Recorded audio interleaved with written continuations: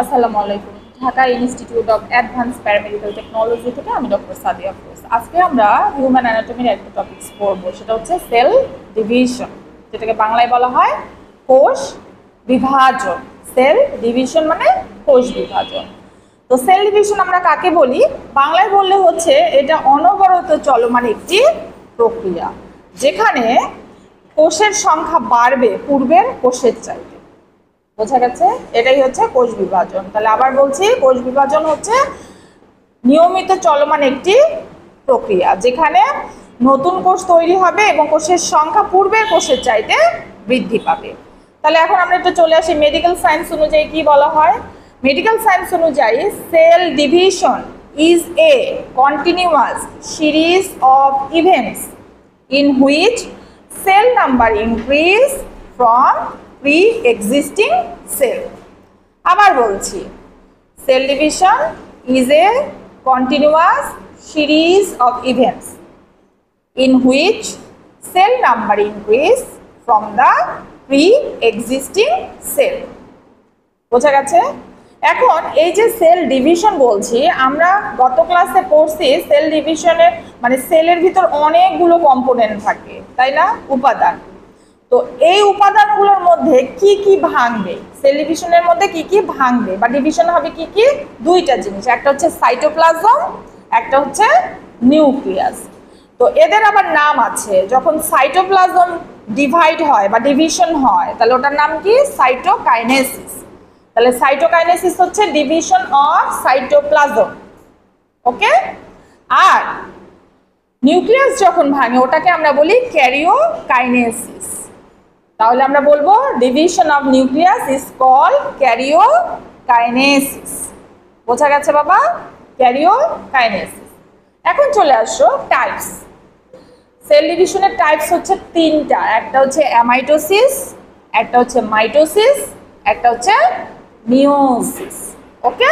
Amitosis, mitosis and meiosis. এখন আমরা চলে যাই, অ্যামাইটোসিসটা হচ্ছে আমাদের প্রি এক্সিস্টিং যে সেলগুলো থাকে সেখানে সংগঠিত হয়, আর মাইটোসিস মিওসিসটা হচ্ছে নতুন যে কোষগুলো থাকে, যেমন তোমার দেহকোষ এবং আমাদের জনন কোষগুলো, মানে সেক্স সেল যেগুলো, এগুলোতে হবে। ঠিক আছে? মাইটোসিস কাকে বলে? মাইটোসিসটা হচ্ছে আমরা বলি যে it is the process of cell division, it is the process of cell division in which cytoplasm and nucleus are divided equally into two daughter cells. মানে এখানে তোমার সাইটোপ্লাজম নিউক্লিয়াস সমান ভাগে ভেঙে যাবে, ভেঙে দুইটা ডটার সেল বা নতুন কোষ তৈরি করবে। তাহলে আবার বলছি, mitosis is the process of cell division in which cytoplasm and nucleus are divided equally into two daughter cells. বোঝা গেছে? এখন মাইটোসিসের ধাপ হচ্ছে চারটা, মানে টাইপস হচ্ছে চারটা, বা ধাপ হচ্ছে ফেজ বলা হয় বা স্টেপও বলতে পারো। চারটা কি কি? প্রোফেজ, দুই হচ্ছে মেটাফেজ, তিন হচ্ছে অ্যানাফেজ, চার হচ্ছে টেলোফেজ। তাহলে চারটা ধাপ পেলাম এবং চারটা ধাপ কিন্তু সিরিয়াল করে বলতে হবে। প্রথমে আসবে প্রোফেজ, তারপরে আসবে মেটাফেজ, তারপরে হচ্ছে অ্যানাফেজ অ্যান্ড টেলোফেজ। কোনো কোনো বইয়ে প্রোফেজ আর মেটাফেজের মাঝখানে আবার প্রোমেটাফেজ বলা হয়। ঠিক আছে? কিন্তু মেইনলি আমরা চারটাই বলি। বোঝা গেছে? এখন চলে আসি মিওসিস কাকে বলে। মিওসিসটাও হচ্ছে একটা সেল ডিভিশনের ধাপ, কিন্তু এটাকে বলা হয় special type of cell division. বোঝা গেছে? এখানে কি হয়? এখানে বলছে যে haploid daughter cells are formed from diploid parent cell. মানে তোমার ডাবল সংখ্যায় প্যারেন্ট সেল ছিল, নতুন মানে পুরাতন কোষ ছিল বা মাতৃকোষ ছিল, ওখান থেকে সিঙ্গেল সিঙ্গেল ক্রোমোজোমের অপত্য কোষ অথবা ডটার সেল তৈরি হলো। তাহলে আমরা আবার বলছি, meiosis is a special type of cell division in which haploid daughter cells are formed from the diploid parent cell. বোঝা গেছে? এদের ফেজ অথবা স্টেপ হচ্ছে দুইটা, একটা হচ্ছে মিওসিস 1, এন্ড আরেকটা হচ্ছে মিওসিস 2। মিওসিস 1 কে আবার 4 ভাগে ভাগ করা হয়। কি কি? Prophase 1, metaphase 1, anaphase 1 and telophase 1। আর মিওসিস 2 টাকে 4 ভাগে ভাগ করছি। কি কি? Prophase 2, metaphase 2, anaphase 2 and telophase 2। বোঝা গেছে?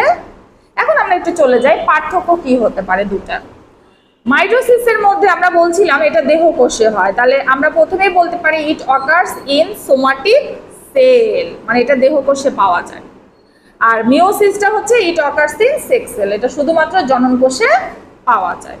ঠিক আছে? মাইটোসিসের ক্ষেত্রে ডটার সেল বা নতুন কোষ কয়টা থাকছে? 2টা, 2 ডটার সেল। আর মিওসিসের ক্ষেত্রে 4 ডটার সেল। কিন্তু মাইটোসিসের ক্ষেত্রে ক্রোমোজোম নাম্বার হবে কি? ডটার সেলের ডিপ্লয়েড, জোড়ায় জোড়ায় থাকবে। কিন্তু মিওসিসের ক্ষেত্রে হয়ে যাবে হ্যাপ্লয়েড, মানে সিঙ্গেল। ঠিক আছে? প্রোফেজ, মেটাফেজ যেটাই বলি না কেন, এখানে ধাপ কয়টা থাকে মাইটোসিসে? পূর্ণাঙ্গ একটাই ধাপ, যেখানে 4টা অংশ থাকবে। আর মিওসিসের ক্ষেত্রে কিন্তু ধাপ প্রধানত 2টা। কি কি ছিল? Meiosis 1, meiosis 2। তাহলে কোনটাতে সময় বেশি লাগবে? মিওসিসে সময় বেশি লাগবে না। মিওসিসটা কি করবে জানো? অনেকগুলো ধাপ, তো এরা তাড়াহুড়া করে কাজ শেষ করবে কম সময়ের মধ্যে, যেহেতু কমপ্লিট করতে হবে। আর মাইটোসিসের ক্ষেত্রে ধাপ যেহেতু একটা, যেটার ভিতর 4টাই থাকে, এই জন্য ওরা অনেক সময় নিয়ে বিভাজিত হয়। তাহলে ইন্টারফেজ ডিউরেশনটা হবে মাইটোসিসের ক্ষেত্রে লং, আর মিওসিসের ক্ষেত্রে হবে শর্ট। বোঝা গেছে? আজকে পড়া বোঝা গেছে? ওকে, ধন্যবাদ।